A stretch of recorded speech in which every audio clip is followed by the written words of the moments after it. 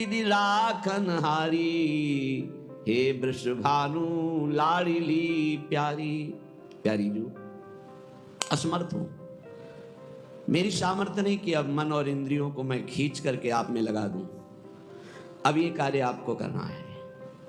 लीजिए खींच कृपालु कृपा करी, इनको खींच लीजिए अपनी तरफ और छोड़िएगा नहीं। प्रेम रूपी पास में इनको बांध दीजिएगा। प्रेम पास गल डारी, भोरी की अलबेली स्वामिनी। सब विधि शरण तिहारी, सब विधि राखन हारी।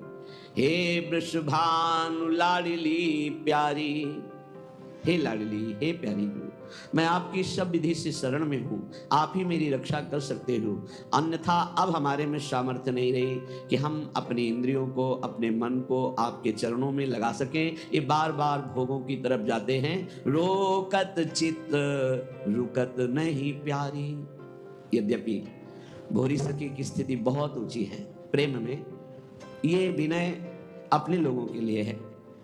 भोरी सखी तो रात दिन वैराग्य की चरम सीमा और अनुराग के रंग में रंगी हुई, हर समय प्रियाजू के प्रेम में पगी हुई यमुना के पावन पुलिन पर त्राहिमाम पुकारती रहती। उन्हीं से हंसना, उन्हीं के साथ खेलना, उन्हीं के साथ नृत्य करना, उन्हीं के लिए रोना उनका स्वभाव बन गया था। ये तो अपने लोगों के लिए विनय कर रही कि लाडली हम जितने शरणागत हैं आपके, हम अपने मन बुद्धि चित्त हमको आपके चरणों में घसीट कर लगा पाएं, ऐसी असमर्थता है, नहीं कर पाएंगे। आप अपनी कृपा कोर से खींच लीजिए और प्रेम पास में बांध दीजिए, जिससे पुनः कभी ये विषयों की तरफ ना जाने पाए। एक प्रेम ही है जो पूर्ण निर्विषय कर देता है, चाहे वो आत्म प्रेम हो या भगवत चरणारविंद का प्रेम हो। श्रीपाद प्रबोधानंद जी महाराज बहुत सुंदर सिद्धांत का श्लोक कह रहे हैं। यदि ये गुरु कृपा से समझ में आ जाए तो बहुत जल्दी अध्यात्म की स्थिति जागृत हो जाए। अध्यात्म का स्वरूप क्या है? जैसे रोज हम अध्यात्म शब्द का प्रयोग करते हैं, तो अध्यात्म किसे कहते हैं? प्रभु के सिवा और कुछ स्मृति में न रह जाना, इसे भक्ति संबंधी अध्यात्म कहते हैं। और ब्रह्म के सिवा कुछ नहीं है और वही ब्रह्म यहाँ है, ऐसा अनुभव होना, न किसी से राग न द्वेष न कोई द्वंद्व, ऐसे महापुरुष को अध्यात्म स्थित कहा जाता है। वो ज्ञानी ज्ञान मार्ग का अध्यात्म का है। और मेरा कुछ नहीं, जो कुछ मेरे पास है वो सब समाज सेवा के लिए है। और भगवत भाव से जो सेवा परायण है उसे कर्मयोगी कहते हैं। कर्मयोग, भक्ति योग और सांख्य योग अर्थात ज्ञान योग, ये तीनों अध्यात्म के अंतर्गत हैं। अध्यात्म का तात्पर्य है मैंपन, मेरापन, ये केवल स्वरूप में स्थित हो जाना। मैंपन मेरापन श्री भगवान में स्थित हो जाना। मैंपन मेरापन समस्त जगत के हित में स्थित हो जाना। ये कर्मयोग, भक्ति योग, ज्ञान योग, इसी को अध्यात्म कहते हैं। अध्यात्म की ऊंचाई कोई भी द्वंद्व, कोई भी संग, कोई भी भोग उसे आकर्षित ना कर पावे, उसे कहा जाता है अध्यात्म की ऊंचाई। अध्यात्म की स्थिति ब्रह्माकार स्थिति, भगवदाकार स्थिति, जगदाकार, जगत में एकमात्र जगदीश भगवान के सिवा कोई नहीं, ऐसा जिसको है। श्रीपाद कह रहे हैं स्वांतर भाव विरोधनी व्यवहृति सर्वासनैस्त्यज्यताम। बहुत जोर की बात है। यदि भगवत प्राप्ति करनी है तो अपने भाव के विरोधी भावों का त्याग कर दें। कैसे? शनैस्त्यज्यताम, धीरे धीरे, सहसा कोई कसम न खावे। ये सब मूर्खता होती है। आज के बाद ऐसा ऐसा, फिर दूसरे दिन, फिर तीसरे दिन, नहीं, आदेश कर रहे हैं। सर्वांतर भाव में देखो कि तुम्हारे अंदर भगवत प्राप्ति की विरोधी वृत्तियां कौन सी हैं, और उन विरोधी वृत्तियों को डायरी में नोट करो या अपने दिमाग में नोट करो। और फिर सर्वासनैस्त्यज्यताम, धीरे धीरे एक एक त्यागो, और जो त्यागो उसे पुनः स्वीकार मत करो। स्वीकृति हृदय से होती है, स्वीकृति नहीं होनी चाहिए, बस खास बात है। ये स्वीकृति अगर नहीं है ना तो विषयान ग्रहणंत मुंचन तुम्हें कोई फर्क नहीं पड़ता। और स्वीकृति है तो विषय सेवन करो या ना करो, कोई फर्क नहीं पड़ता, बंधन वैसे ही बना रहेगा। सारा खेल स्वीकृति का है। प्रारंभ में रूप से त्याग करना है भोगों का। स्थिति भोग राग के त्याग की है। स्थिति में राग का त्याग है। भोग तो यथावत सृष्टि में बने रहते हैं। राग रहित होकर वो भोगों में विचरण करने वाला महापुरुष भी किंचन मात्र नहीं बंधन को प्राप्त होता। पर वो एक स्थिति है जहां सब भगवत स्वरूप है। प्रारंभ में स्वांतर भाव विरोधिनी, जो अंतर में भाव, जैसे हमारा अंतर भाव है सहचरी भाव, हम वृंदावन नित्य विहार रस के उपासकों का प्रिया जो हमारी प्रिय स्वामिनी प्रिय सखी, हम उनकी सखी, हम उनकी नित्य दासी। ये जो हमारा स्वरूप है, ये न स्त्री है न पुरुष है किसी का भी, ये स्त्री पुरुष भाव ही मायाकृत है और ये भक्तिकृत भाव है। और कोई भाव न करे, समस्त भावों से ऊपर उठ जाए तो जीवन मुक्त हो जाए, मोक्ष पदवी प्राप्त कर ले। इसीलिए भावोत्सवेन भजताम के जो महापुरुष हैं वो कैवल्य विभेद, वो भय लगता है, नहीं मोक्ष नहीं चाहिए उसे, पिशाच ने कहा जिससे प्रिया जो छूट जाए, मुझे ऐसा मोक्ष नहीं चाहिए। आत्मस्वरूप का कोई भी रूप नहीं है, उसका भाव किया जाता है। जैसे सखा भाव, वही आत्मस्वरूप सखा भाव को प्राप्त हो गया। वात्सल्य भाव, गोपी भाव, सहचरी भाव, ये भाव भागवतिक है।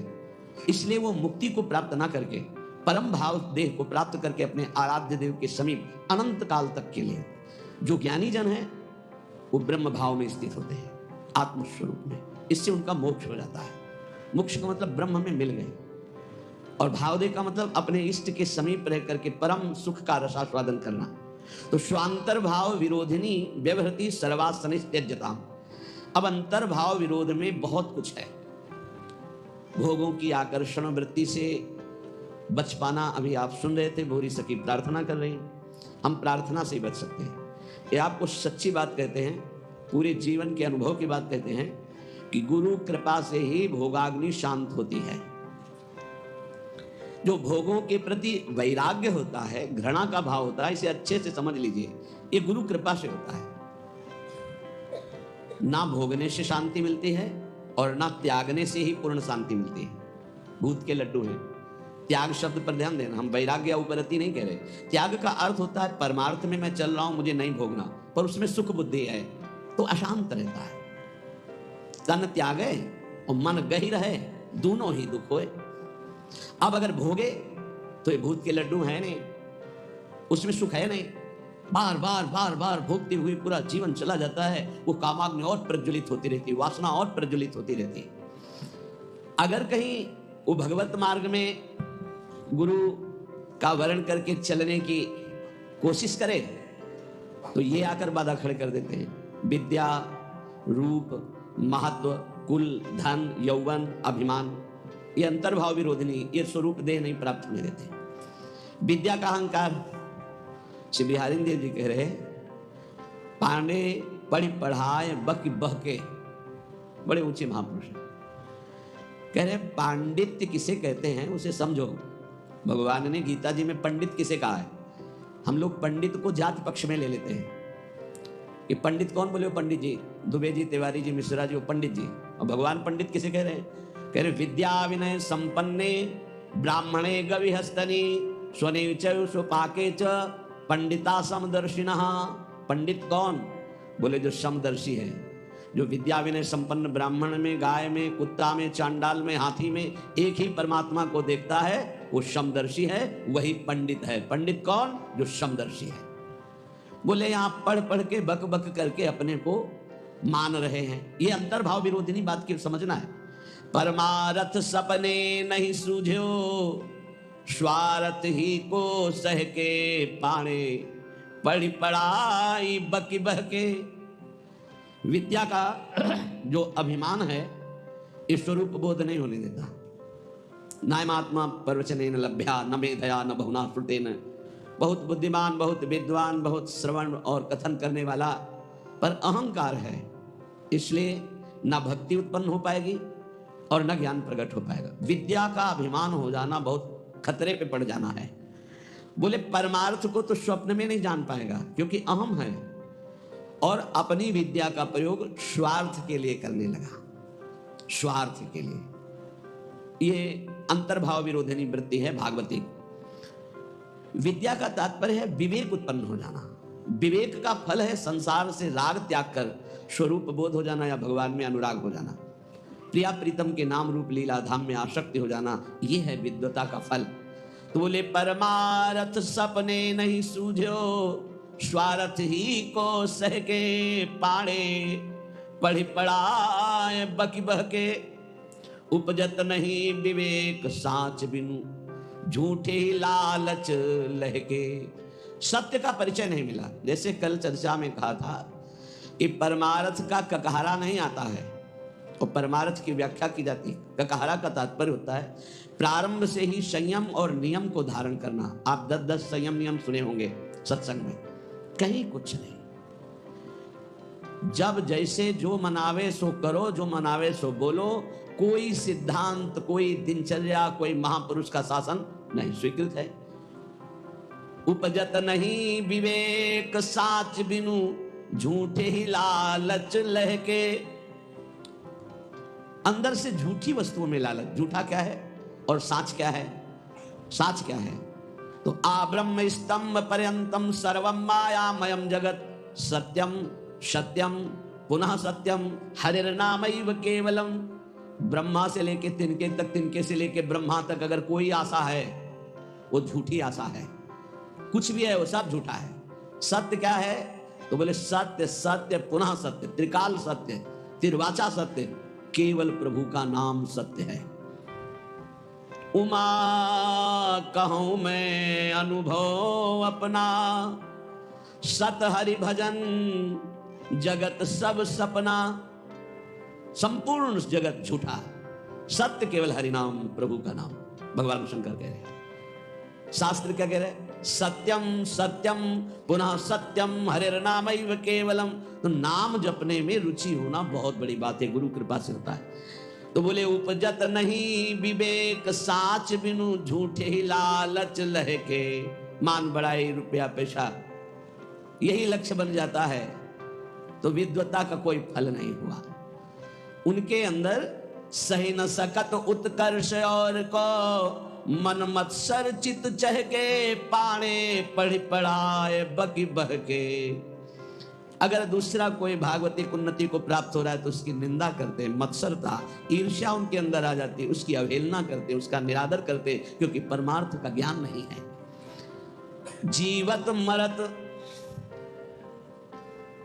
बिहारी देवी की, जीता हुआ मरा हुआ आदमी है वो। सुनहु माते लोग अभागी, हरि तज होई विषय अनुरागी। उमा, वो लोग बड़े अभागी हैं जो भगवान के नाम के सुमिरन को छोड़कर विषयों में मन को लगाते हैं, भजन विहीन जीवन व्यतीत करते हैं, बड़े अभागी हैं। तो बोले जीवत मरत, मरना क्या? बोले रहत संशय, क्योंकि वो संशयी है। संशय आत्मा विनश्यति। संशय क्या? यश भगवान का गाते हैं, विश्वास रुपये में, भोगों में, संसार की मान प्रतिष्ठा में खास बात नहीं हुई। मन मेढक काली दह के, जैसे मेढक में टर टर टर, उसका कोई अर्थ नहीं। बोले ऐसे ही शास्त्र का वर्णन हो रहा है लेकिन उसके भाव को हृदय में धारण नहीं किया जा रहा। तो गए नियराय निघट बिनुवाय, ज्यों बादर पीरी पहके। बादर है, वर्षा नहीं हो रही तो किस काम के? शास्त्र के बिल्कुल समीप पहुंच चुके हैं लेकिन उसके भाव को हृदय में नहीं धारण कर रहे। और अनके गुण दोष गणत सठ, अपने गुण सुनि गह के। श्री बिहारी दास तिनको संग तजी, जे तृष्णा डाइन डह के। जे भोगों की तृष्णा, तृष्णा किसे कहते हैं? भोगे हुए भोग को बार बार भोगने की इच्छा का नाम तृष्णा है। सुने हुए भोगों को भोगने की इच्छा का नाम कामना है। इस तरह की कामना और तृष्णा में जो फंसे हुए हैं, अपने को बहुत विद्या प्रवीण मानते हैं, दूसरों की निंदा करते हैं, अपने गुणों की अपने मुख से प्रशंसा करते हैं। श्री बिहारी दास जी कह रहे इनका संग त्याग देना चाहिए, क्योंकि इनके संग से भगवत रंग में बाधा पड़ जाएगी। स्वांतर भाव विरोधिनी। पहले तो काम क्रोध लोभ मोह मद मत्सर आदि के त्याग की बात। हम भगवत मार्ग में जब चलते हैं तो हमको ऐसे संग का भी त्याग करना है। श्री भगवत रसिक जी महाराज बहुत बड़े महापुरुष, बड़ी भावना से कह रहे हैं, इसे कड़वा ना समझा जाए। गुरुजनों के वचन बहुत मीठे होते हैं, वो नीम जैसे लगते हैं कड़वे, पर वो बहुत अंतर में जाकर के रोगों का नाश करते हैं, भव रोगों का। मन में आया कि चलो भगवान के मार्ग में चलते हैं, और हमने भेष धारण कर लिया। तो बोले वेशधारी हरि के उर साले, भगवान के हृदय में दुख पैदा करने वाला कार्य करते हैं। भगवान के दास कहा कर भगवान का वेश धारण करके, वेशधारी हरि के उर्साल स्वांतर्भाव विरोधनी व्यवृति। अपने अंतर्भाव के विरोधी भावों का त्याग करो। कौन से अंतर्भाव विरोधी है? तो अभी सुना कि विद्या बहुत है, बहुत शास्त्रों का ज्ञान है, लेकिन एक भी बात शास्त्र की अपने जीवन में नहीं उतारी। दूसरों की निंदा करते हो, अपने गुणों का वर्णन अपने मुख से करते हो, संसारिक लाभ, रुपया पैसा, सम्मान चाहते हो। बोले ऐसे लोगों का संग त्याग देना चाहिए भगवत प्रेम प्राप्ति के लिए। अब दूसरी बात, वेशधारी हरि के उर्साल है। वेश भागवतिक है और भगवान को दुख पहुंचाते हैं। जो वेश बना करके लोभी, दंभी, कपटी नट से शिष्णोदर को पाले, ये वेशधारी हरि के उर्साले। लोभी, रुपये का लोभ है। दंभी, पाखंड नाटकबाजी दिखाकर लोगों को ठगने का भाव है। और कपटी, बड़े कपट हैं, अंदर से और कुछ, बाहर से और कुछ। और नट जैसे विविध प्रकार की कलाएं दिखाकर लोगों को आकर्षित करके धन लेता है। ऐसे जो हैं वेश धारण की हुई हैं, पर दंभ करते हैं, लोभ करते हैं, कपट करते हैं, पाखंड करते हैं, नट सा नाटक दिखाकर लोगों को आकर्षित करते हैं। शिष्णोदर को पालें। शिष्ण कहते हैं जनेन्द्री को, उदर संबंधी रसेंद्री। बोले जो जिभ्या और काम भोग के गुलाम हैं वो भगवान को बहुत दुख देते हैं, क्योंकि भगवत पार्षद वेश धारण करके वो ऐसा करते हैं। गुरु भयो घर घर में डोले, नाम धनी को बेचे, परमारथ सपने नहीं जाने, पैसन ही को खेचे। देखो सिद्ध पुरुष भगवत मार्ग के सिंह हैं। इनकी दहाड़ से काम, क्रोध, लोभ, मोह, मद का पोषण करने वाले हृदयों में भय पैदा हो जाएगा। नहीं संभल पाएंगे तो द्वेष पैदा हो जाएगा। ये महापुरुषों की वाणी है। ये तभी सुनाई जा सकती है जब हृदय में धारण की जाए, तभी सुनी जा सकती है जब हृदय में धारण करने की लालसा है, अन्यथा न सुनाई जा सकती है और न सुनी जा सकती है। तो बोले गुरु भयो घर घर में डोले, नाम धनी को बेचे। घर घर जाकर दीक्षा दे रहे हैं, किस लिए? जगत मंगल के लिए नहीं कि चलो अगर 10-20 बार भी नाम जप करेगा इसका मंगल हो जाएगा। ये गुरुजनों का भाव होता है। निरंतर भजन तो कोई बिरला ही, जिसके ऊपर अपार हरि की कृपा है, वही परम सुकृतवान, परम पवित्र अंतःकरण वाला निरंतर भजन का अभ्यास। अगर कुछ भी भजन करता है भाव कुभाव अनखालसो, तो नाम जपत मंगल दिसदसो। इसलिए ले भैया कंठी बांध, 10-20 बार भी नाम जप करेगा तो तेरा मंगल हो जाएगा। मेरे हरि का नाम ऐसा भाव अलग चीज है, ध्यान रखना। गुरु भयो घर घर में डोले, नाम धनी का बेचे, परमार्थ सपने नहीं जाने, पैसन ही को खेचे। परमार्थ का स्वप्न में भी ज्ञान नहीं, केवल पैसा कमाने के लिए गुरु मंत्र देना, कंठी बांधना। बोले ऐसे ये वेशधारी हरि के उर्साले, ऐसे वेशधारी भगवान को दुख देते हैं। ऐसे लोग कबहू का वक्ता हुए बन बैठे, कथा भागवत गावे, अर्थ अनर्थ कछु नहीं भासे, पैसन ही को धावे। कथा करने वालों को जानते हो क्या कहा गया है? भूरिदा जना तव कथामृतम तप्त जीवनम, कवि भीरीडितम कल्मषापहम, श्रवण मंगलम श्री मुदातितम। परम मंगल करने वाले ये बड़े दानी हैं जो भगवान की चर्चा सुनाते हैं समाज को। कुटिशाह इनके चरणों में प्रणाम है।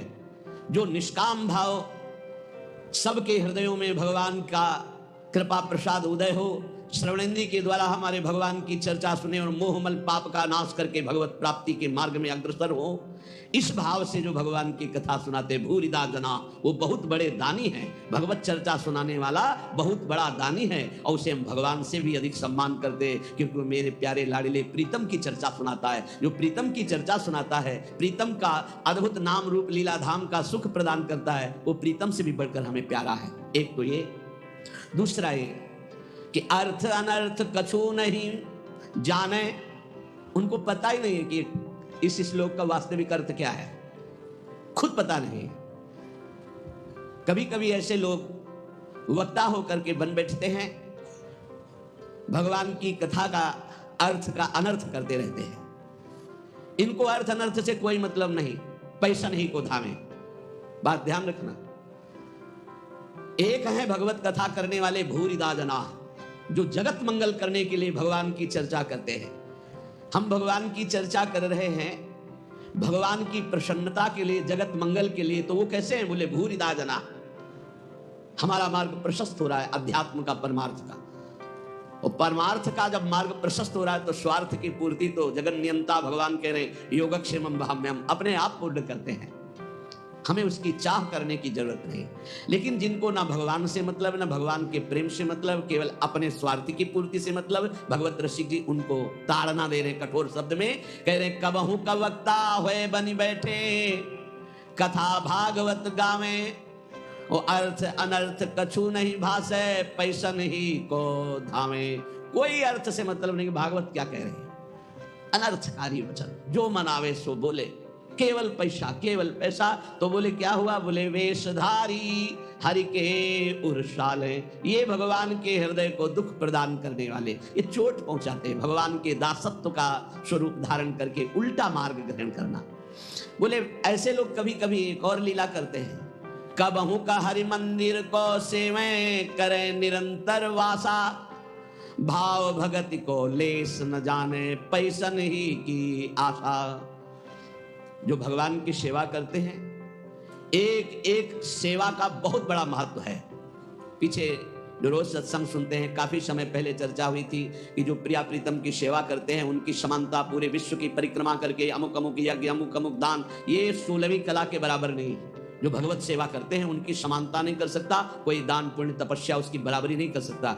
जो प्रभु को चमन कर रहे हैं, प्रभु को व्यजन कर रहे हैं, प्रभु को स्नान करा रहे हैं, प्रभु को एक एक फूल का श्रृंगार कर रहे हैं, धन्य है उनका जीवन जो भगवान की सेवा में। इसी सेवा पद्धति के बल से अम्बरीश जी ने वो पदवी हासिल की थी कि भगवान के दरबार में अम्बरीश जी की चर्चा हो रही थी कि इस समय मृत्यु लोक में सर्वश्रेष्ठ महापुरुष अम्बरीश जी महाभागवत, क्योंकि वो अपने हाथ से मार्जन करते थे, पोछा लगाते थे, सोहनी लगाते थे, चक्रवर्ती सम्राट होते। भगवत सेवा कोई साधारण बात नहीं। यहां क्या कह रहे हैं? कबहू का हरि मंदिर को सेवे, कभी भगवान के मंदिर में वास करते हैं, भगवान का श्रृंगार करते हैं और भाव रखते हैं कि लोग आएंगे, पैसा का ही लक्ष्य है। कबहू का हरि मंदिर को सेवे करें निरंतर वासा, भाव भगति को लेस न जाने, पैसन ही की आशा, वेशधारी हरि के उर्साले। ऐसे वेशधारी भगवान के हृदय को चोट पहुंचाते हैं। आगे कह रहे नाचें गावें चित्र बनावे, करे काव्य चटकीली, साच बिना हरि हाथ न आवे, सब रहनी है ढीली। भगवत ऋषि जी कह रहे कभी कभी समाज में वो नाचते हैं, बड़े गान करते हैं, बड़े भाव भंगियां प्रकट करते हैं, काव्य करे चटकीली, बड़े ही मनमोहक गीत गाते हैं। तो बोले साच बिना हरि हाथ न आवे, सब रहनी है ढीली। यदि यही नाचना गाना हरि के लिए हो जाए तो आपने कई बार चर्चा सुना है, प्रभु के सामने नाचने का मतलब है माया का नाचना बंद हो गया, अब तुम भगवत प्राप्त हो जाओगे। प्रभु के आगे गाने का मतलब प्रभु के आगे सुंदर भाव भंगियां प्रकट करके नाचना गाना रोना, ये सब भगवत प्राप्ति का हेतु है। लेकिन यही अगर जगत रिझाने का हो गया तो बोले साच बिना हरि हाथ न आवे, सब रहनी है ढीली। रहनी ढीली है, किसी महापुरुष के शासन में नहीं रहे, इसलिए कच्चाई सच्चाई से बहुत दूर हो गई है। सेवक जी भी महाराज कह रहे हैं नाचत यति रसाल, ताल न शोभित प्रीति बिनु, जन बीधे जंजाल, श्री हरिवंश कृपा बिना। बहुत सुंदर नाच रहे हैं, लेकिन वो हरि के लिए नहीं, जगत रिझाने के लिए नाच रहे। तो ऐसा लगता है जैसे जाल में कोई बिंद गया और वो हटाना चाहता है जाल, उससे हरि नहीं प्रसन्न होते। नाचत अति रसाल, ताल न शोभित प्रीति बिनु। और प्रेम में भरकर जो प्रभु के सामने नृत्य करते हैं तो प्रभु अपने आप को न्यौछावर कर देते हैं। एक से एक महाभागवत प्रभु के आगे नृत्य किए। पर ये नाचना हरि के लिए और ये नाचना जगत के लिए, जगत को दिखाने के लिए, जगत को रिझाने के लिए। नाचें गावें चित्र बनावें, करे काव्य चटकीली, साच बिना हरि हाथ न आवे, सब रहनी है ढीली। इसलिए बिन विवेक वैराग्य भक्ति बिनु, सत्य नए को मानो, भगवत विमुख कपट चतुराई, सो पाखंड नहीं जानो। यदि विवेक नहीं, वैराग्य नहीं, भक्ति नहीं, तो सब पाखंड है, नाटक है। स्वांतर भाव विरोधिनी, एक तो काम क्रोध लोभ मोह मद मत्सर, और दूसरे ये जब हम परमार्थ में चलते हैं तो ये दंभ पाखंड बनावटीपना, ये हमें अंतर्भाव से विमुख कर देता है, ये बहिर्मुख करके भगवत विमुख कर देता है। इसलिए श्रीपाद प्रबोधानंद जी महाराज कह रहे हैं, स्वांतर भाव विरोधिनी व्यवहृति सर्वासनिस्त्यजताम। फिर ध्यान दीजिए, कोई भी दोष त्यागने के लिए धीरे धीरे उपाय कीजिए। जैसे आपको कोई व्यसन छोड़ना है तो 15 दिन ले लिए, 1 महीना ले लिए, अब 1 महीने में अभ्यास के द्वारा उसे छोड़ दो, और जहां छोड़ दो फिर जिंदगी में दोबारा उसे स्वीकार मत करो। शनै त्यज्यताम, धीरे धीरे विषयों का त्याग करें। ये सहसा जो ना आज ये कसम वो कसम वो कसम, 10 दिन में सब भूल गए, फिर वैसे चलने लगे, ऐसे नहीं चला जाता। बहुत ठोस कदम उठाते, धीरे धीरे धीरे धीरे अरुचि पूर्वक विषयों में अरुचि आ जाए, एक एक कदम धीरे से सुदृढ़ बढ़ाते हुए आगे चले जाओ। स्वांतश्चिंतित तत्वमेव सततम सर्वत्र संधीयताम। अंतर में जो हमारा चिंतनीय तत्व है, सी प्रिया प्रीतम जो, तो सततम सर्वत्र संधीयताम, जिधर देखो उधर उनको देखने की वृत्ति लाओ। चिद चिद लक्षणम सर्वम राधा कृष्णमयम जगत। अरे इसके भी हृदय में प्रिया प्रीतम है, इसके भी हृदय में प्रिया प्रीतम, जो सामने आवे इसके भी हृदय में प्रिया प्रीतम है। स्वांत, ये सिद्ध होने के लिए अत्यंत आवश्यक है। स्वांतर भाव विरोधनी व्यवहृति सर्वासनिस्त्यजता। अंतर भाव में जो हमें गुरुदेव ने भाव देह की प्राप्ति के लिए मंत्र दिया, उपासना दी, भाव दिया, उसके विपरीत व्यवहारों का त्याग करना है। हम बिके हुए हैं, हमारा स्वतंत्र जीवन नहीं है, हम इष्ट और गुरु के बिके हुए हैं। हमको वही व्यवहार करना है जो इष्ट गुरु की प्रसन्नता का हेतु हो। उसके विपरीत हमारे में जो जो दोष हैं, हम धीरे धीरे उनका त्याग कर रहे हैं, धीरे धीरे हम ऊपर उठते जा रहे हैं, ऐसी भावना से चले। और स्वांतस चिंतित तत्वमेव सततम सर्वत्र संधीयताम, जो हमारा उपास्य देव है वो सब में विराजमान है, ऐसा भाव कीजिए। सिय राम मैं सब जग जानी, करो प्रणाम जोरी जुग पानी। गोस्वामी तुलसीदास जी, भगवान शंकर जी कह रहे, चिद चिद लक्षणम सर्वम राधा कृष्णमयम जगत। चेतन अचेतन सब में राधा कृष्ण विराजमान है। स्वांतस चिंतित तत्व प्रिया प्रीतम और सततम सर्वत्र संधीयताम, जहां भी दृष्टि जाए वहां अपने आराध्य देव के देखने का अभ्यास करें। तद्भावे क्षणतः सदा स्थिर चरिन्यादृक् तिरोभाव्यताम। जब आप सर्वत्र अपने प्रभु को देखेंगे तो उपासना में प्रथम आपको पहले जड़ चैतन्य देखेगा, फिर इष्ट भाव, और जब सिद्धावस्था आती है तो जड़ चैतन्य कछु नहीं दिखत, जित दीखत तित श्याम खड़े, ब्यूहल बिकल संभार न तन की, घूमत नैना रूप भरे। जिधर देखता है अपना प्रीतम, न जड़ न चैतन्य। तो बोले तद्भावे क्षणतः सदा स्थिर चरिन्यादृक् तिरोभाव्यताम। अब तिरोभाव हो गया जड़ चैतन्य का, जिधर देखता है अपना इष्ट, ये सिद्ध पुरुष की स्थिति है। इसलिए वृंदारण्य विलासिनोर निस्दिवा दास्योत्सवे स्थीयताम। रात दिन वृंदावन विलासी श्री श्यामा श्याम के दास्योत्सव में मगन रहो, उनकी सेवा सुख में मगन रहो, उनके सुमिरन में मगन रहो। ये गर्व करो कि हम श्री श्यामा श्याम के अनन्य हैं, हम श्री श्यामा श्याम के दास हैं, हम श्री श्यामा श्याम की दासी हैं। भाव देश में मगन। ये भाव क्यों हमारे अंदर नहीं आ पा रहा? संतवाणी, ये तृष्णा, भोगे हुए भोग को भोगने की तृष्णा, ये हमारे अंदर भाव नहीं पैदा होने दे रही। जहां हम कमर कसते हैं कि आज से हम ठीक से चलेंगे, कोई गलती नहीं करेंगे, फौरन माया अनुकूलता प्रदान करती है। फौरन लो, आज से कोई भोग का विरोध नहीं होगा, हर भोग भोग लीजिए। और जहां भोगा तब फिर शिकंजा कसा उसके, फिर उत्तरा है माम पुकार प्रभु, तब फिर कृपा होती है, फिर वो एकदम चैन शांति मिलती है। तब फिर वो कहती है ये लो, फिर फ्री भोगो, कोई दिक्कत नहीं। तब फिर वो बस यही तृष्णा। जीरियंते जीर्यता केसा दंता जीरियंते जीर्यता, जीविता साधना साच जीर्यतोपि न जीर्यति। शरीर जीर्ण हो जाता है भोगते भोगते, पर भोग की आशा जीर्ण नहीं होती। यह है पापिनी तृष्णा। शरीर बुढ़ापे से युक्त हो गया, लेकिन मनीराम बुढ़ापा अनुभव नहीं करते कि मैं बूढ़ा हो गया हूं। नहीं, जैसा जवानी में वैसे ही वो उद्दंडता करने का मन करता है। जीर्यंती जीर्यता केशा, इनको साधना के द्वारा मारना पड़ेगा, या अवस्था से शांत नहीं होंगे।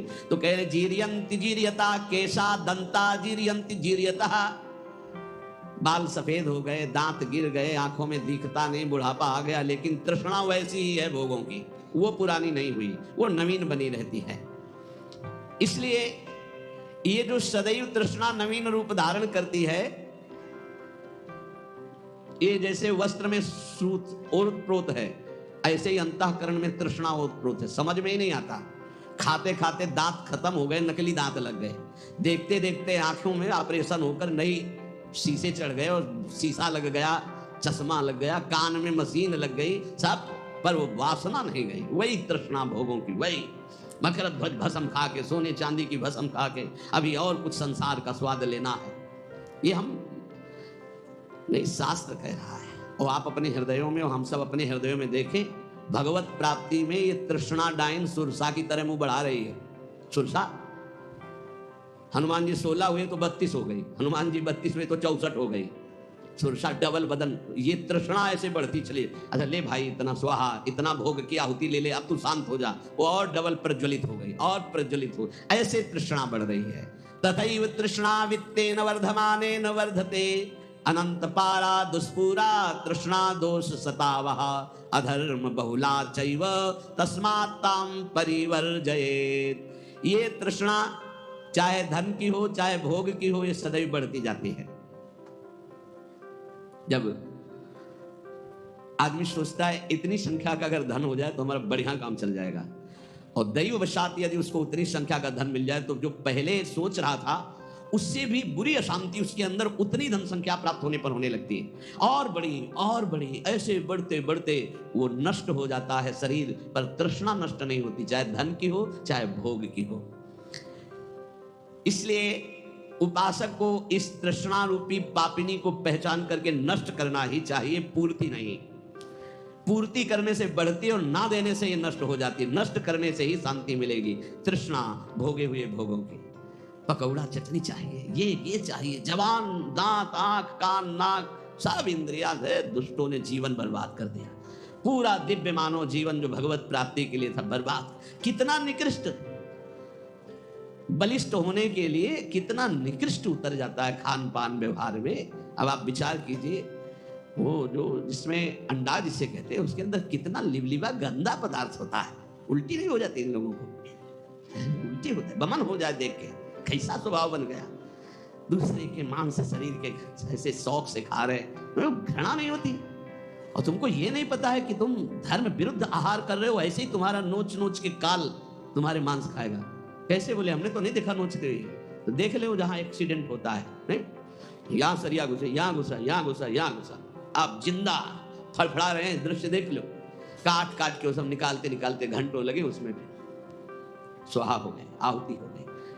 किसी को भी यहां यदि तुम सुख दोगे तो वो सुख 1000 गुना बढ़कर तुम्हारे जीवन में आएगा, और किसी भी जीव को दुख दोगे तो 1000 गुना बढ़ के मिलेगा। महाभारत में एक तितली की गुदा में बबूल का कांटा डाल के छोड़ दिया मांडव्य ऋषि ने, तो सूली डाल करके निकली नहीं, काट दी गई, अणिमांडव्य पड़ा। महाभारत में देख लेना। तितली कोई मनुष्य नहीं है, पर वो भी जीव है। उसकी गुदा में बबूल का कांटा, तो ऋषि की गुदा में सूली चुभ हो गई। हम तुम तो बहुत छोटे जीव हैं, वो बहुत बड़ी तपस्या में संलग्न महापुरुष मांडव्य ऋषि, अणिमांडव्य, जिन्होंने सीधे धर्मराज से जाकर बात की।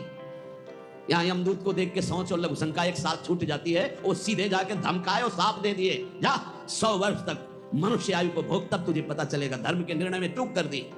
मैं 8 वर्ष का था, मुझे ज्ञान नहीं था, बालक था, फिर मुझे ऐसा भयानक दंड क्यों दिया गया? इसलिए हम संकेत में बता रहे, तितली की गुदा में बबूल का कांटा छोड़ा तो उनकी गुदा में सूली चुभ होकर के काट दी गई, निकली नहीं। और तुम खा रहे हो इन पशुओं के मांस पर, तो तुम्हारी दुर्दशा नहीं होगी, तुम्हें पता नहीं? इस एक जबान के लिए 2 अंगुल का है खेल सारा। इसके बाद घाटी के नीचे हुआ कोई नहीं मतलब है कि कैसा था, सब मल हो जाएगा। बस 2 अंगुल का स्वाद, अरे बहुत स्वाद ले लिया, थोड़ा राधा नाम का स्वाद लो, मारो इस तृष्णा को, भोजन की तृष्णा को, भोग की तृष्णा को, देखने सुनने बोलने की जो प्रपंच जनित तृष्णा, इसका नाश करो। जो उपासक भगवत मार्ग में आगे बढ़ना चाहता है वो किसी को मित्र ना बनाए, और मित्र बनाए तो बहुत काल के बाद बनावे। सहसा किसी को दोस्त नहीं बनाना चाहिए। कह रहे चिरेण मित्रम बदनीयात् चिरेण च कृतम त्यजेत चिरेण ही कृतम मित्रम चिरम धारणम अर्हति रागे दर्पे च माने च द्रोहे पापे च कर्मणि अप्रिये चैव कर्तव्ये चिरकारी प्रशस्यते बंधूनां श्रद्धां चैव भृत्यानां स्त्रीजनस्य च अव्यक्तेषु अपराधेषु चिरकारी प्रशस्यते। चिरकाल तक परीक्षा लेकर ही दोस्त बनाना चाहिए, सहसा किसी को मित्र नहीं बनाना चाहिए। यह हमारे ब्रह्म ऋषियों का आदेश है। क्या परीक्षा ले हम जिससे मित्र बनाना हो? बोले पहले देखे कि हमसे कोई इसका राग तो नहीं है जो हमसे दोस्ती कर रहा है। हमारे रुपये से राग, हमारे शरीर से राग, हमारे रूप से राग, हमारे पद से राग, कुछ ऐसा तो नहीं है जिसे ये देखकर हमसे दोस्ती करना चाहता है। रूप देखकर, शरीर देखकर, पैसा देखकर, अपने सुख की चाह करके हमसे दोस्ती, बिल्कुल। बोले राग त्यागी ही दोस्त होता है।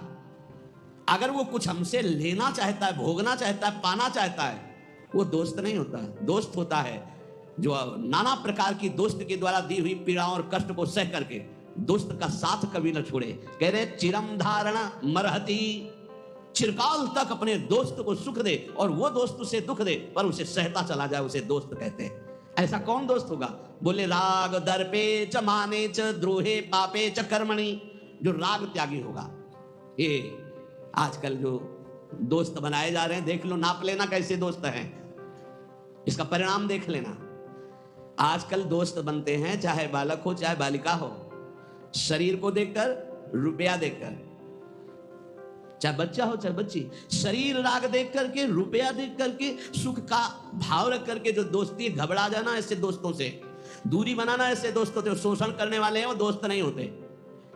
चिरम मित्रम वदनीयात् चिरेण च कृतम त्यजेत चिरेण ही कृतम मित्रम चिरण धारण मरहति। महर्षि जन कह रहे पहले चिरकाल तक उसकी परीक्षा लो कि ये किसी स्वार्थ वस्तु मेरे से दोस्ती नहीं कर रहा। और 100 में 100 स्वार्थ वाले ही मिलेंगे।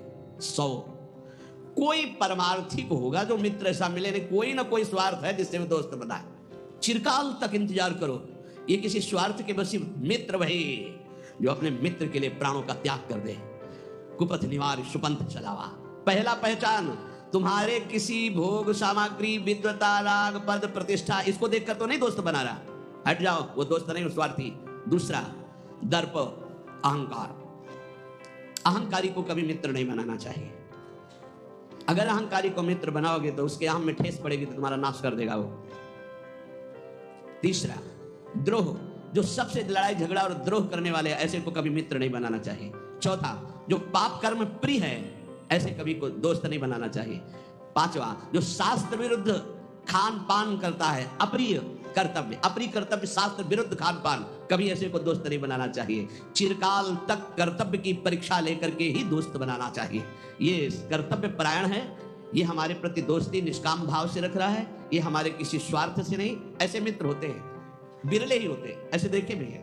ऐसे भी मित्र होते हैं जो प्राणों की बाजी लगा देंगे लेकिन स्वार्थ की कहीं गंध नहीं और आपका अमंगल और अहित नहीं होने देंगे। ऐसे मित्र दो ही होते हैं, या भगवान और या भगवान का भक्त, दूसरा नहीं होता। स्वार्थ रहित जग जुग उपकारी, तुम तुम्हार सेवक असुरारी। भगवान और भगवान का भक्त। थोड़ी भी भक्ति है तो ऐसा मित्र बना लो, हानि नहीं होने वाली। भगवान से विमुख है तो कोई भी हो, स्वार्थ कुछ न कुछ देख करके ही दोस्ती करता है। सुर नर मुनि सबकी यह रीति, स्वार्थ लागी करें सब प्रीति। जहां कहीं स्वार्थ होगा, चाहे कोई भी हो, वो तभी जुड़ेगा। अगर स्वार्थ रहित प्यार है तो भगवान और भगवान के निर्मल प्रेमी महाभागवतों में। तो यहां सावधान करते हैं, अब ऐसा यदि मित्र बन गया है तो किसी छोटी मोटी बात में उसका त्याग मत कर देना। चिरकाल तक परीक्षण करो, चिरकाल तक उसकी मित्रता को धारण करो। ऐसे छोटी मोटी कोई बात कर दे, कोई शिकायत कर दे या कोई मनमुटाव हो जाए, ऐसे स्वार्थ रहित मित्र का सहसा त्याग नहीं करना चाहिए। बंधूनां सुहृदां च भृत्यानां स्त्रीजनस्य च अव्यक्तेषु पराधेषु चिरकारी प्रशस्यते। ज्ञान वृद्ध और वयोवृद्ध, इन दोनों का सम्मान करना चाहिए, पर सबसे पहले ज्ञान वृद्ध। जैसे श्री सुखदेव जी ज्ञान वृद्ध हैं और उनके पिता पितामह बड़े बड़े वयोवृद्ध हैं। जब सुखदेव जी पधारे तो सब खड़े हो गए। ज्ञान वृद्ध का अध्यात्म में सम्मान होता है, लौकिक व्यवहार में वयोवृद्ध का सम्मान होता है। बोले 80 वर्ष के हैं तो प्रणाम। और भगवत मार्ग में ज्ञान वृद्ध का अगर वो 10 वर्ष का भी है और वो भगवान की भक्ति में बढ़ा हुआ है, तो देखो गुरु का नाम पीछे आया, चेला का नाम पहले आया। प्रहलाद, फिर नारद, जबकि नारद जी गुरु है प्रहलाद जी के।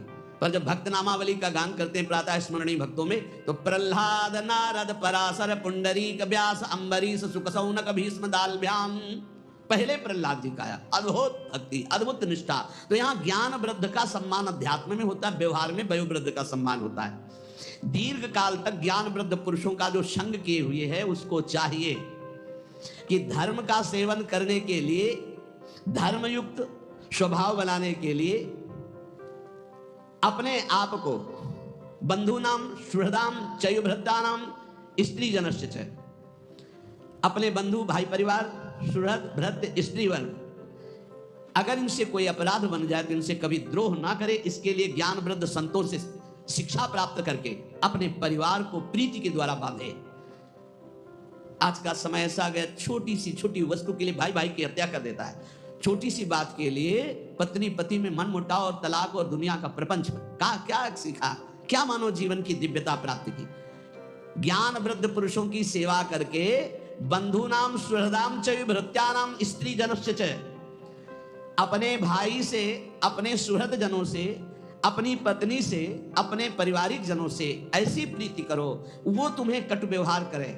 ये बात देखो जो शास्त्र कह रहा है वो उसमें में पाई गई। जो धर्मात्मा पुरुष उसमें लक्षण पाए जाते हैं। बंधु नाम सुहृदाम च भृत्यानाम स्त्री जनस्य च, यहाँ शिक्षा लेनी चाहिए। ब्रह्म ऋषि जन बोल रहे, आप अपने भाई से, अपने सुहृद जनों से, अपनी पत्नी से, अपने परिवार से किसी भी बात को लेकर के द्वेष ना करें, विग्रह ना करें।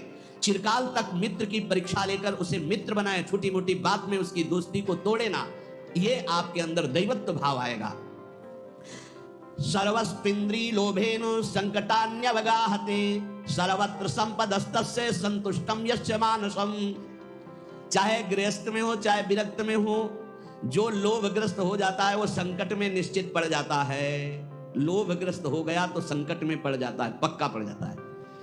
इंद्रियों के लोभग्रस्त होकर धन के लिए, भोग के लिए यदि जाएगा तो संकटग्रस्त हो जाएगा, मारा जाएगा पक्का। श्री दत्तात्रेय जी ने बाज को, श्याम पक्षी को गुरु बनाया। वो एक मांस का टुकड़ा लिए जा रहा था, कई पक्षी दौड़े तो उसने विचार किया कि मेरे ऊपर झपटेंगे, मांस का टुकड़ा छोड़ दिया, सब पक्षी उस पर टूट पड़े, आराम से चल पड़ा। बोले ऐसा होना चाहिए, ऐसा होना चाहिए, इसलिए उनको गुरु बनाया श्याम पक्षी को। साधु को ऐसा चाहिए, जहां देखे कि इस वस्तु या इसके कारण प्रपंच, वैभव और संपत्ति और लोभग्रस्त पुरुष कोई हो, चाहे गृहस्थ हो चाहे विरक्त हो, अंततो गत्वा संकट में फंसकर मारा जाता है। इसलिए चित्त में संतोष धारण करे। सर्वत्र भरी हुई संपत्ति है, संतोषी पुरुष को बड़ा आनंद है संतोष में। संतोष रूपी धन आ गया तो सब धन धूल समान। चाहे जितना धन हो, संतोष न हो, दरिद्री है। जिस समय संतोष हृदय में आया उसी समय वो महान बन जाता है। बिन संतोष न काम न साही, अछत काम सुख सपने नाही। इसलिए चाहे गृहस्थ हो चाहे विरक्त हो, इस परम धन को धारण करे, संतोष धन। संतोष धन की परिभाषा, जोई जोई प्यारो करे सोई मोई भावे। जैसे मुझे प्रभु रखते हैं हमें वही अच्छा लगता है। मेरे नाथ जैसे रख रहे हैं, बहुत अच्छे से रख रहे हैं, ऐसा भाव रखना चाहिए। जैसे पैर में जूता पहन ले तो पूरी पृथ्वी में मानो सुरक्षित चरण हो गए, पूरी पृथ्वी में थोड़ी बिछाया जाएगा कारपेट। अपने पैर में जूता पहनो। पूरी पृथ्वी को नहीं सुधार सकते, तुम अपने चित्त को सुधार कर संतोष रूपी धन ले आओ। न भाई से झगड़ा करो, न पत्नी से झगड़ा करो, न परिवार से झगड़ा करो, न पड़ोसी से करो। सोचते होगे कि झगड़ा नहीं करेंगे तो फिर लोग हमको सताएंगे, नहीं। जो सताने वाला भाव रखता है वो अपने आप नष्ट हो जाता है। आप संतोष धारण करो और देखना, जो उद्दंड हैं, जो दूसरों को दुख देते हैं, अपने आप नष्ट हो जाते हैं। ये खूब देखी हुई बात कह रहे हैं, शास्त्र से और व्यवहार से भी। इसलिए संतोष रूपी अमृत का पान करने वाला, चाहे गृहस्थ हो चाहे विरक्त हो, वो सुख को प्राप्त होता है। जो धन के लोभ से, भोगों के लोभ से असंतुष्ट रहता है उसी को दरिद्री कहते हैं, चाहे जितना बड़ा हो। असंतोष ही सबसे बड़ा दरिद्रतापन है, भिखमंगापन है, दुख है। संतोष सबसे बड़ा सुख है। अतः परमार्थिक चाहे गृहस्थ हो या विरक्त, सुख चाहने वाले को संतोष रूपी धन हृदय में धारण करना चाहिए। परब्रह्म परम धाम योशो ब्रह्म तथा परम तमाराध्य हरिम याति मुक्ति मप्यति दुर्लभाम। परम दुर्लभ मुक्ति, परम दुर्लभ सुख उसी को प्राप्त होता है जो भोगों से संतुष्ट होकर भगवान श्री हरि की उपासना करता है।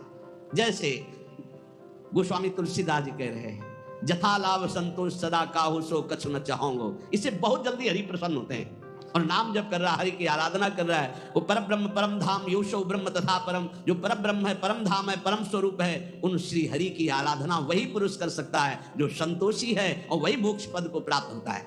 और जो संतोषी नहीं, तो पहले सुना भेषधारी हरि के उर शालय। अब यहां महर्षि पुलस्त जी कह रहे धाम, पुरी और तीर्थ, प्रायः गृहस्थ या विरक्त सब कोई इनका सेवन करता है। सेवन सब कोई करता है, लेकिन फल कौन प्राप्त कर पाता है?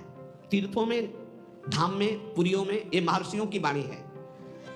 तीर्थ सेवन करने वाले को फल कौन प्राप्त कर पाता है, और कौन अपने फलों को गंवा देता है जो और पहले से है पुण्य फल, उनको नष्ट कर देता है तीर्थों में जाके।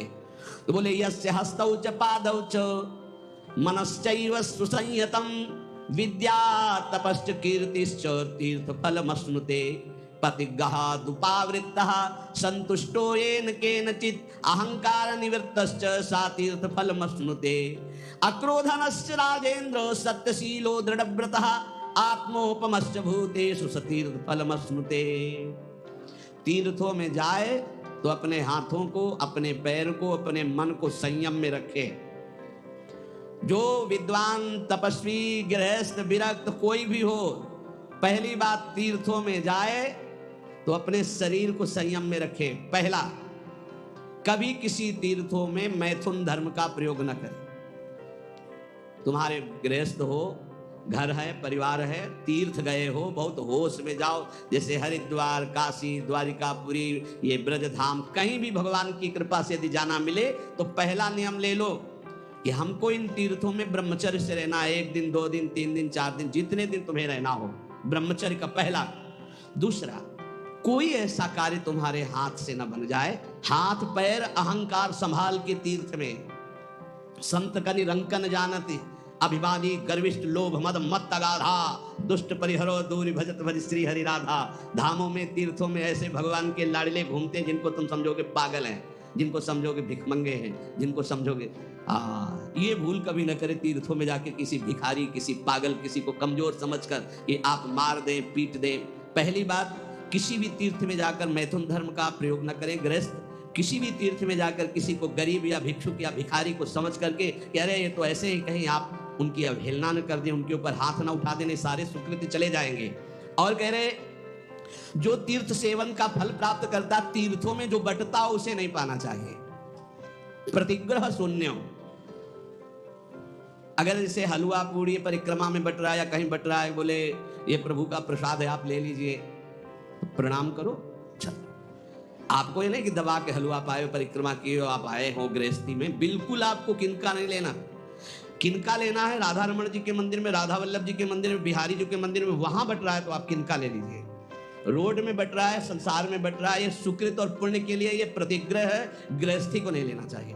विरक्त को भिक्षान्न के अगर उसका बहुत मौज आई है तो एक ही से ले लो, फिर वो उस दिन दूसरे से कुछ मत लो, वही पाकर अपना गुजारा करो। मान लो हलवा बट रहा है तो 1-2 ले लिया और 1-2 से गुजारा करो तो तुम्हारा भजन बच जाएगा। विरक्त को, गृहस्थ को तो बिल्कुल नहीं लेना चाहिए। ये शास्त्र सम्मत बात पहले भी बताई थी, अब भी कह रहे कि प्रतिग्रह दुपाव्रतः संतुष्टो येन केनचित्। जो तुम्हारा धर्म पूर्वक चना चबेना है उससे गुजारा करो, तीर्थयाटन करो, परिक्रमा करो, भजन करो, उपवास करो, जैसे बने अपने धन का प्रयोग करो। दूसरों का कहीं दान प्रतिग्रह आश्रमों में खाना ये नहीं।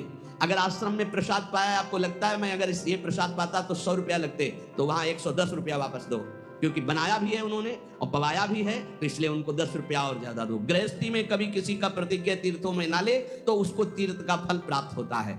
और कहीं किसी तीर्थ में जाकर किसी तरह के अहंकार का प्रयोग न करे, अहंकार प्रदर्शन न करे, बल का, धन का ऐसे अहंकृत न करे। अगर तीर्थों का फल प्राप्त करना है तो अक्रोधनश्च राजेन्द्र सत्यशीलो दृढ़व्रतः आत्मोपमश्च भूतेषु सा तीर्थ फलमश्नुते। तीर्थ में जाए, तुम्हें गुस्सा दिलाया जाए तो तुम क्रोध मत करना, तो कह रहे हैं कि अक्रोधनश्च राजेंद्र सत्यशीलो दृढ़व्रतः आत्मोपमश्च भूतेषु सा तीर्थ फल मस्नुते। तीर्थों में कभी किसी के ऊपर क्रोध न करे, और तीर्थों में जय दिन रहे सत्य बोले, और तीर्थों में जय दिन रहे व्रत पूर्वक रहे, कुछ नियमावली लेकर के। अब जैसे बोले तीर्थों में जाके कुछ छोड़ना चाहिए, हमने गांव में सुना है ये बात, बोले तीर्थों में जाकर कुछ छोड़ना चाहिए, बोले हम तो फूल गोभी छोड़े आए, जिंदगी में फूल गोभी नहीं खाएंगे, ये कोई छोड़ना हुआ यार। बोले हम बैंगन छोड़े आए, हम लाल मिर्च छोड़े आए, ये कोई छोड़ना हुआ। काम क्रोध लोभ मोह मद मत्सर, सत्य बोलो, झूठ छोड़ो, निष्काम बनो, ये बातें तो हैं छोड़ने की। बैंगन छोड़ आए, भरता छोड़ आए, और ये ऐसे तीर्थ हमने सुना भाई, सुना पक्का। बोले हम बद्री नारायण गए थे, बोले वहां का आ जाता है सब छोड़, कुछ ना कुछ तो छोड़ना ही चाहिए। तो बोले जिंदगी भर के लिए फूल गोभी छोड़ आए, नहीं पाएंगे हम। ये कोई छोड़ना, वो फूल गोभी छोड़े से परम पद मिल जाएगा। अरे छोड़ना है तो बेईमानी छोड़ो, कपट छोड़ो, कि आज से मैं झूठ नहीं बोलूंगा, किसी के साथ बेईमानी नहीं करूंगा, पापाचरण नहीं करूंगा। तो कह रहे आत्मोपमश्च भूतेषु तीर्थ फल मस्नुते। समस्त तीर्थ प्राणियों में, चाहे पशु चाहे पक्षी, आत्मवत भाव रखो।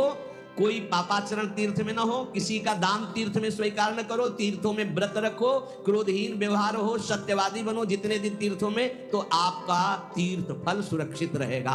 और जिसका तीर्थ फल सुरक्षित रहता है उसका अध्यात्म भाव में उसका भाव उठने लगता है। इसलिए उपासक को चाहिए कि अगर भगवत तीर्थों में वास मिल रहा है, भगवत तीर्थों में है, तो बहुत सावधान होकर रहे, क्योंकि तीर्थों का पाप भी कई गुना बढ़ के होता है, पुण्य भी कई गुना बढ़ के होता है। तो आज के सत्संग का सार, भगवत मार्ग में चलकर नाटक ना करे, भगवत मार्ग में चलकर केवल भगवान के रिझाने के लिए सब कुछ करे, जो नाचना गाना कथा कीर्तन भगवत भाव, ये प्रभु को रिझाने के लिए। अगर हम तीर्थों में जाएं तो ठीक से आचरण करें, जैसा वर्णन किया गया। जीवन में सिद्धांत समझ ले, भोगों से कभी शांति नहीं मिलती, तृष्णा सब कुछ पुराना हो जाता है, लेकिन वो नई बनी रहती है। इसलिए हम नाम जप के द्वारा, सत्संग के द्वारा अपने अंतःकरण को निर्मल